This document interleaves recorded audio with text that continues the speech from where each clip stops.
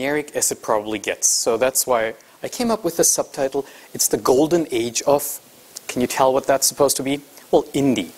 And it really is. That's my strong conviction. I believe in it, and this talk is going to be about being indie on Android. This is really important, this is really good. And you know what? If you ever thought about doing your own games, if you're like me and got into computer science because of games in the first place, then, you know what, then the stars are aligning. The stars are aligning for you. And this talk, we'll discover why I say that they're aligning, and not just that, we'll briefly explore what game development meant in the last 25 years, and then we're going to try to figure out together how it changed, how recent developments in game development distribution change the types of games that we should be making. All right, so before I start with the talk proper, just a brief overview about me. So I got into graphics programming. I taught graphics programming at Technical University Munich. Right now I'm teaching algorithms and data structures. Since we didn't have a computer graphics chair back in the day, I did augmented reality. That was like as close as you could get to games and graphics and interactivity. So I did that, wrote my undergrad thesis, sold it to BMW. They've been doing stuff like that in prototypical car construction, stuff like Kinect ever since 2003. Then I dropped out of college, short of my degree. I mean, I did it all by now, but I dropped out because I was fed up with college. I wanted to do something with games. In Munich, we didn't really have anything in that line of business, so I joined NXN Software, who got bought out by Avid Technology Inc. And we were developing Alien Brain. And Alien Brain was, for many, many years, the leading asset management system, the leading workflow tool for game developers. And it still is. I mean, Nintendo, Konami, and stuff, especially in Japan, they're still using Alien Brain a lot. So I did writing about games for various magazines. Here in England, you might know Games TM. I did editing for, geek and nerd books. And I devised, co-hosted, and produced Super Hyper Turbo, which was Germany's most successful independent video game show. And the only rival we pretty much had was MTV Game 1, which is a big budget production on TV. So that's what Super Hyper Turbo was. Web-based, was a podcast. This is me with Peter Stott, a guy from Sony who did the comic store for the PSP. And yeah, Super Hyper Turbo was really, really successful. It was like, usually when we'd release a new episode, which had like 15,000 viewers, within the first week we'd land on the top spots on the German iTunes charts. So much about me. Let's focus on game development, and this is really important, game development in the last 25 years. We need to articulate how things changed.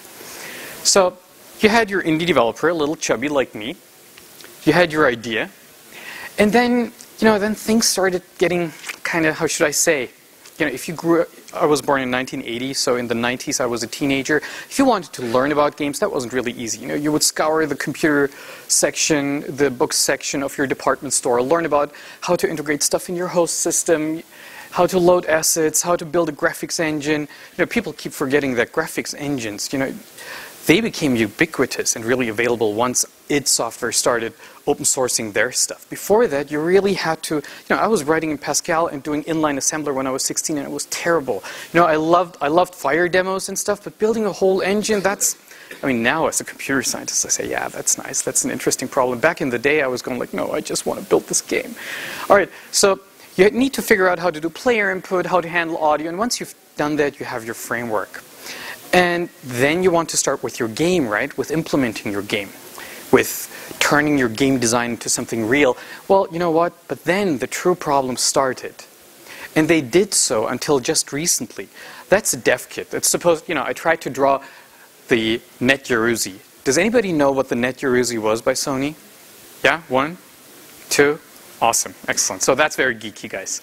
So, when the PlayStation 1 was released, there was no way, and after that, for a long time, there was no way for you to somehow get access to a development kit without having big bucks and a publisher behind your back to somehow guarantee the platform owners that, oh, all right, we trust this guy. He's not going to do any weird stuff with your expensive development systems. He's just going to develop this super nice game. But if you were an indie or thinking about developing a game with like 3, 4 friends, then there was more or less no way for you to get access to a development system. And once you had access to that development system and built your game, well, things didn't really improve either. Because then you had to pay Nintendo big bucks to buy cartridges or discs, whatever. But, that's how game development works. The platform owners, you approach them, you ask them about, can I develop a game, pay them big bucks just to get access to the systems, have all the risk on your side, and then once you're done, not having made a single dollar from whatever you've developed, you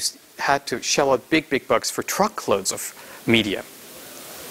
Big bucks, and that's why you needed these people, the men in suits. And the men in suits, they may be nice, but sometimes they're not. And sometimes they get involved in your creative process where they shouldn't. And sometimes they don't even take you seriously. And the men in suits, they can really harm you as an independent developer, right? They can make you develop weird-ass, excuse me for the swear word, weird-ass sequels to your titles. And that's just if you're lucky. If you're not lucky, then they'll just take your IP and have somebody else develop it. Far Cry, anyone? Far Cry, Crytek, wonderful game. Far Cry 2, not so much. So, and then they'll charge big bucks for it. Gamers, players are not going to be happy with it. And everybody's going to suffer, right? Everybody did suffer. Developers did, gamers did. And if we now continue and think about, all right, so what should a utopian future look like for us? What should a utopian future for game developers look like? Let's think about it. You know what? It's here. It's now. That utopian future that you probably might already know about, that's here. And why is it here? How have things changed? How have game development, getting into games, distributing games, how did all of that change? Well, these guys are not going to be happy about it. Getting into games got much easier. When my students ask me, or fans of the show ask me, Mustafa, you know what, I really want to learn programming, or actually I can code, I know about script languages or Python or something, how would I develop, how would I go about writing a game? You know what, now the literature is completely available. If you read all of these 4 books, you're actually not just a game developer, you're actually a good developer, especially if you read Josh's book, Effective Java, you're really good, right? If you know that. So access to learning tools, wonderful. Eclipse, perfect. I mean, I've been an Eclipse committer for like 5 years now, so of course I say it's awesome, but it is, isn't it? I mean, it's free. It's freely available. You guys remember the tools we had in the 90s? And they were expensive. This thing is free. It's insane. Much better than a proprietary development system. And another thing happened. Digital distribution happened. Digital distribution happened. I mean, Steam's been around before the App Store, but we got to cut Apple some slack here. They didn't really believe in apps. You remember 2007? They were going like, oh, no, apps, native apps are something only we want to build. Everybody else should build web apps for our cell phones. But then they kind of bended and released the App Store. And the App Store made, in my opinion, digital distribution accessible, feasible, trustable to a mainstream audience. So reaction to digital distribution, from 2004 to 2008 went from being really sour to really happy. You remember in 2004 when ATI bundled Half-Life 2 with a digital download code? Anybody been around there? Anybody bought a Radeon 9600 or something? You know what? The problem was everybody, there are a couple of people nodding there. So it was terrible. Gamers were going like, no, I paid so much money for this graphics card and now I don't even get physical media. Just this stupid download code. Who would say that now? Would you? Would you now go about, oh man, too bad I didn't get physical media. You know what? I'm super happy when I can download stuff from Steam and have it available on every one of my machines. All right, so distribution channels, they opened up. Now, as an indie developer, you can reach the PC via Steam or, like Notch did with Mojang, with Minecraft, via the web. People trust the web enough to spend money on an indie developer's website. You can reach the living room, the Xbox, with Xbox Live Indie. You can reach tablets, and you can reach Android phones. And them you can even reach much easier than, well, let's say iPhones. For an iPhone, I did Apple development too, but for an iPhone you need your Macs. Everybody else on your team who does programming needs a Mac. You need to spend, not really that much money, but still you need to spend $100 up front, which is, just gives bad karma in my opinion. But with Android, they're ubiquitous, they're getting even bigger, and it's totally free, super easy to get into. So that's something that's Also wonderful and great that that changed. And here I've tried to come up with the circle of life for indie developers. So the circle of life for indie developers is gamers spending not truckloads of money on your game, but small bucks for smaller games. Small games are good, by the way. Small games are good for you as an indie. Small games are good for players. You know, who among you has time for a 60-hour RPG? You know, the last RPGs I dedicatedly played for Super Hyper Turbo, and I'm really being very perfectionist about reviewing stuff. So I played Mass Effect 1 just to be able to rate Mass Effect 2 and properly put it into context. It cost me 60 hours or 80 hours. I mean, I enjoyed all of it, but my girlfriend didn't. So let's continue with the circle of life. So we're spending money, us developers, we're eating pizza, especially at crunch time. We're having ideas. We're developing Dr. Fred and Purple Tentacles New Adventures, right? Tim Schafer, if you're watching this, please do. So, and then we're selling fun to people. We're not selling physical media. We're selling something intangible. We're selling digital downloads, and that's good. Another thing, another development that's really, really important for us indie game developers is this. It took us 30 years of gaming to transcend graphics porn or tech porn. Anybody remember when Super Nintendo games were, or Neo Geo especially, modules, cartridges were being advertised as having this and this capacity? Oh my god, what does capacity say about a game? You know, like, oh, 480 megabits. Oh, or 16 megabits for what? Street Fighter 2 on your SNES. Weird stuff. So, but still, it took us 30 years. And some companies even built their whole existence on this, right? I mean, this is my logarithmic curve of, of how gaming went down with respect to graphics so far. So that's your fun axis. Here's eye candy. And it's logarithmic, right? Some companies built their whole existence, all of their success on this. Any company in particular, any game studio come to mind? Well, yeah, a company that's been around for longer. id. Yes, of course. id Software. Look at this. I mean, wait, is this going to be... I mean, this is forbidden in Germany, so I probably shouldn't pronounce it. Wolfenstein 3D. So, and then we have Doom and Doom 2 and Quake 2 and Quake 3. But all of these games, they looked perfect, right? I mean, they look better and better and better. But in my humble opinion, the fun factor didn't increase as much as the graphics did. And you know what? This is a graph of diminishing returns. Doom 3 was like the biggest disappointment I've had in the last, 4 years or something. Terrible game. Awesome graphics, terrible game. Ancient, Stone Age. John Carmack, how could you do this? Right? And have you read the Ars Technica review of Rage? Have you? Please do. It's not nice.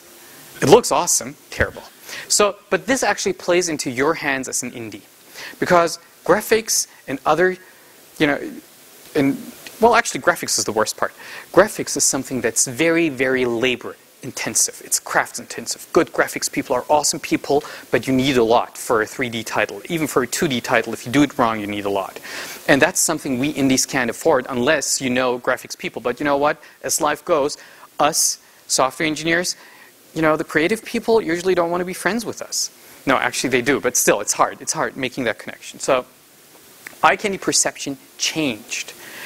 Awesome thing. It did. Think about this. Which game is this? It's Flight Control. Would you have played Flight Control 1995?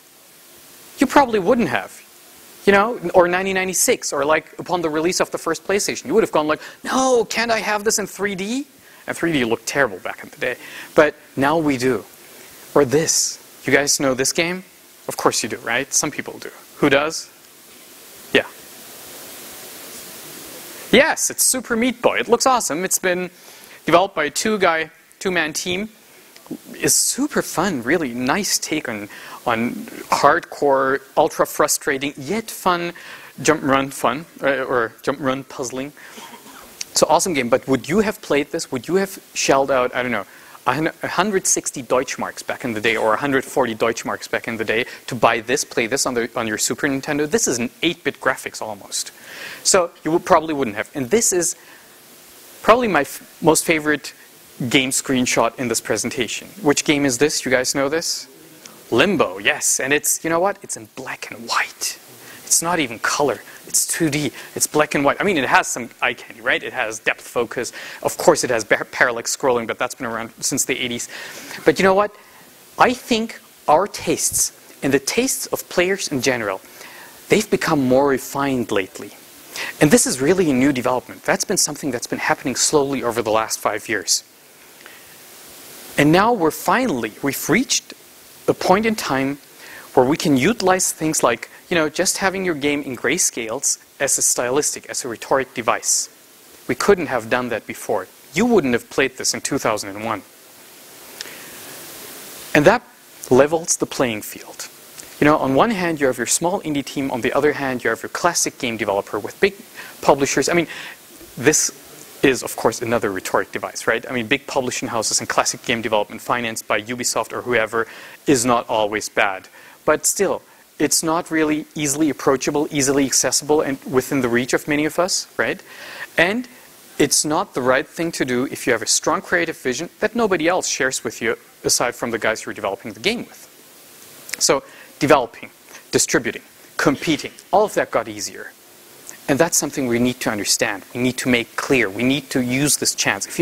As I said when starting with this talk, if you ever thought about developing your own games, this is the time.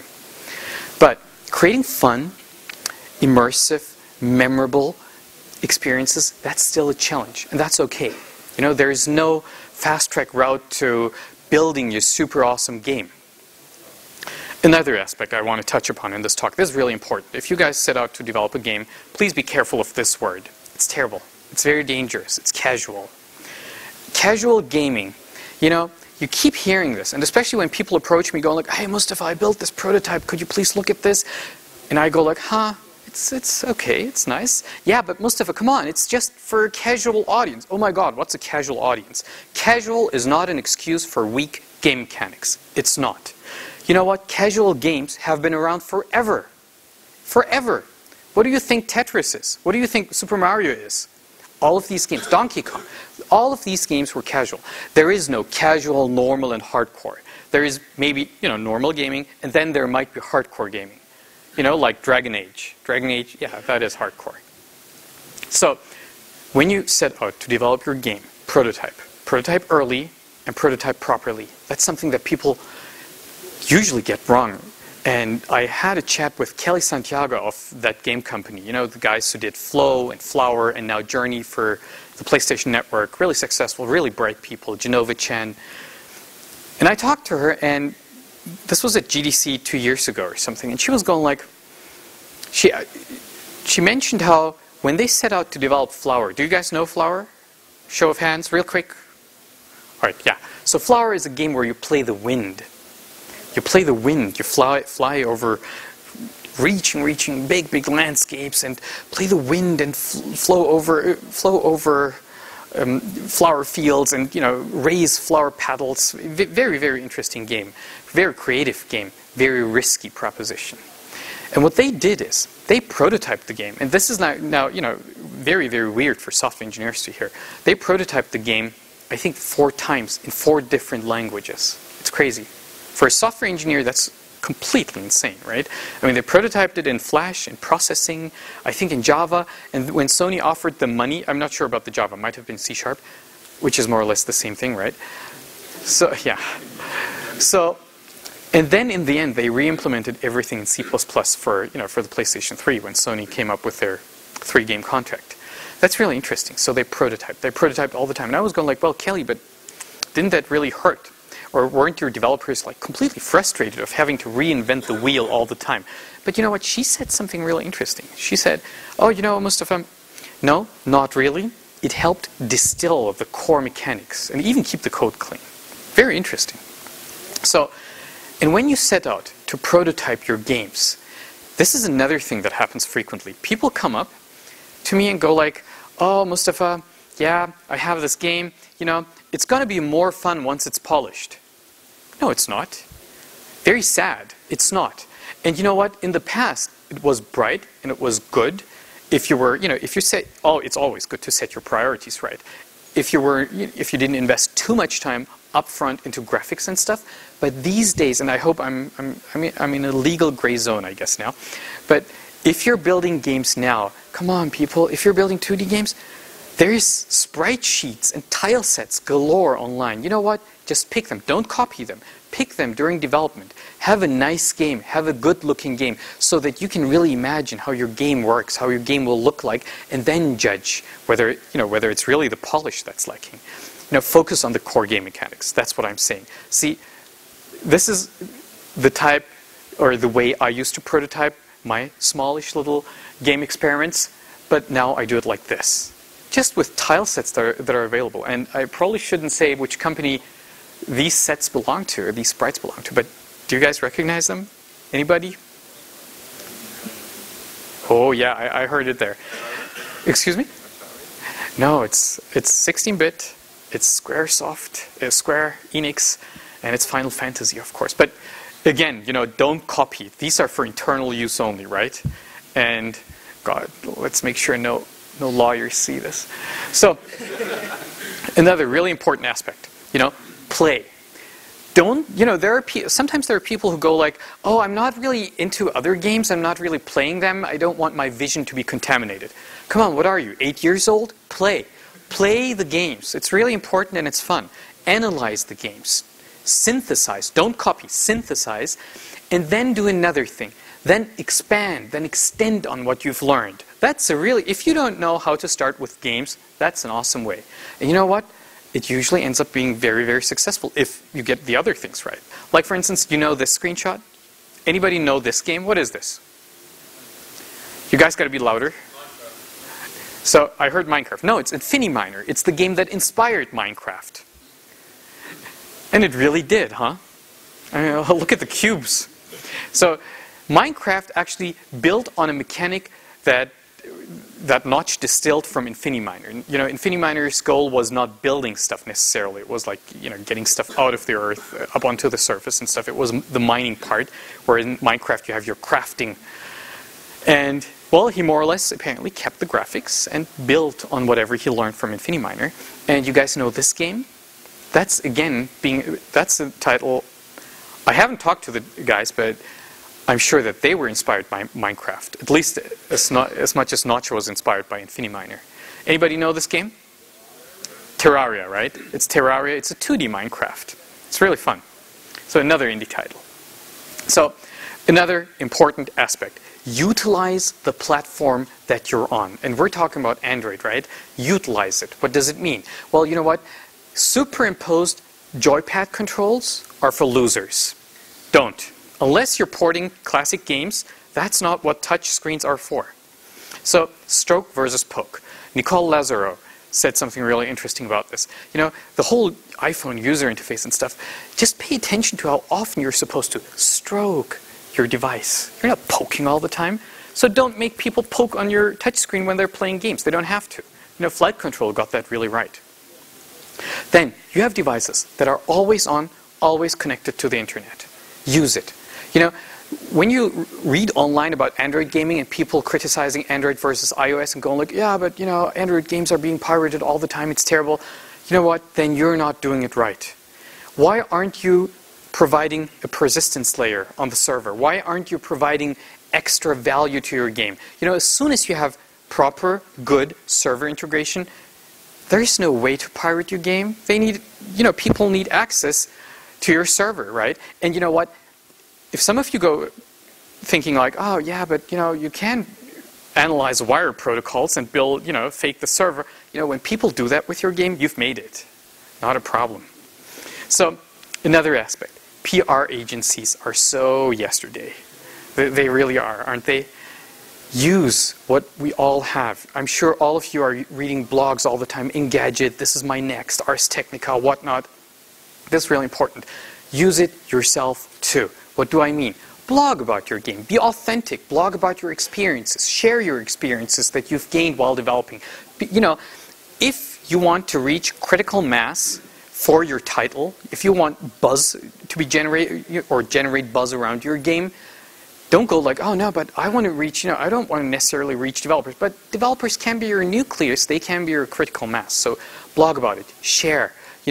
Podcast. Record videos. Everybody has a webcam on his or her computer nowadays. So do that, share that. I mean, you might know this from yourselves. Don't you enjoy watching or reading about experiences other indies had? They have, and with sharing, by the way, also you don't have to open source all of the stuff you did. Maybe you didn't even build your own engine, but share insights you gained by utilizing the UDK or Unity or libgdx or building your own engine. So share that. That'll add authenticity. And then you'll get featured on Touch Arcade and indiegames.com, right? And then they will have more than just a plain leaflet type of text, press release type of text, and a video trailer that you probably did. No, then you will have some sort of authenticity trail on your blog. Hey, these are cool guys. They're really trying to change something. All right, so making fun games is still an intense undertaking. Never underestimate this, but try. But now, it's intense for all the right reasons, For games, for mechanics, for coming up with creativity, that being hard, for innovation being hard, not for other people putting making you stumble, or putting up hurdles. And I don't know, how am I with time? Do I still have couple of minutes? All right, guys. So these are my buffer slides. All right. So let's read them too. I wanted to include Sheamus Blakeley. Sheamus Blakeley is one of the 2 or 3 guys who convinced Bill Gates to do the initial Xbox. And I talked to Sheamus Blakeley at the very first GDC I was at. That was in 2003, GDC Europe here in London. And he had a really, really interesting talk. And back in the day, he talked about, don't read the text, that's something else. So Sheamus was talking about bite-sized games. Why are we investing all this time in producing 30-hour, 40-hour, 50-hour experiences when most of our players won't ever see more than 8 hours worth of content? And he talked about it, and how that would be so good for us developers and for everybody and for gamers for being able to get cheaper games. And I remember talking to him and asking him during his talk and going like, but Sheamus, I mean, how are we going to get access? You're still not cutting out the publishers. How are we going to get access to development kits, and to who's going to pay for all the cartridges or discs that we have to order, and the printing that we have to do up front? And there he admitted, and that was really nice for a 23-year-old back then, he admitted, yeah, that's like the weak point of my talk. But that weak point is not relevant anymore. Very, very interesting. It's not. So, and this is another thing. So in the latest, or one before the latest Edge issue, 231, I guess, the September issue, they interviewed Sheamus, and that's what Edge asked him. So Apple seems to have changed the video game landscape without even trying. And why I'm bashing Apple now, Steve Jobs, rest in peace, awesome man, right? Despite his reality distortion field and everything, inspirational person. But there's a lot of revisionism going on.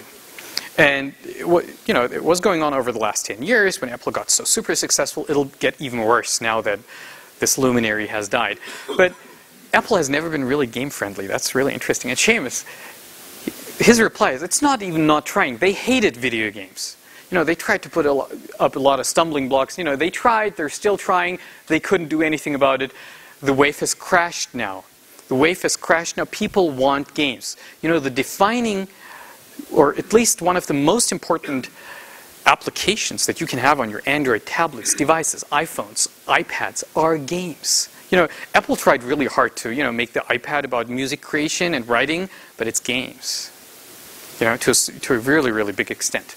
Another thing, this is last night. So last night at 2 o'clock, I couldn't sleep. I wasn't done with all my slides. So oh God, what am I supposed to do? I got to give this talk tomorrow. So I started surfing around. And good that I did. I discovered Ron Gilbert of Monkey Island fame. You guys know Zach McCracken, Maniac Mansion, right? LucasArts, Superman. He is a Superman. So Ron Gilbert, he blogged yesterday and had an anecdote to share about Steve Jobs. So Steve apparently said in a meeting at Pixar where he attended to, I don't believe you can tell stories in games. And Ron was going like, I spent the next hour arguing with Steve Jobs. And people told him at Pixar, whatever you do, don't argue with Steve Jobs. And that's what he said. My advice to God, don't argue with Steve Jobs.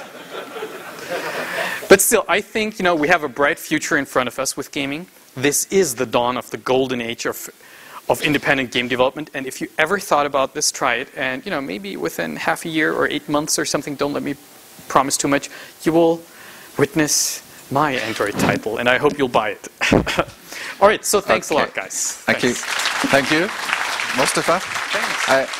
I think this is the perfect statement to end your presentation, because we want you guys to argue with him here. Although he's got a lot of experience, as you can tell from his legacy gaming background, and even if you're not his generation or my generation, even older, my God. Take on his advice, good hints for game development, and where's the first question? Okay. Yeah. Good SDK for developing with Android? It depends on what you're building. So libgdx is good, and there is more coming, and everybody's more or less waiting for Epic to release the UDK. But for the title I'm working, I guess I can spill so much. For the title I'm working on, we're building everything from scratch in OpenGL. It's a 2D title, and you know what? It's not really that hard. It's really not. I mean, OpenGL is very arcane, right? I mean, as soon as you start touching OpenGL, it's a state machine, and it's like, oh God, this is like coding in the 80s. But, you know, that's just the graphics part of your game. And if you're doing 2D, give it a try. Okay.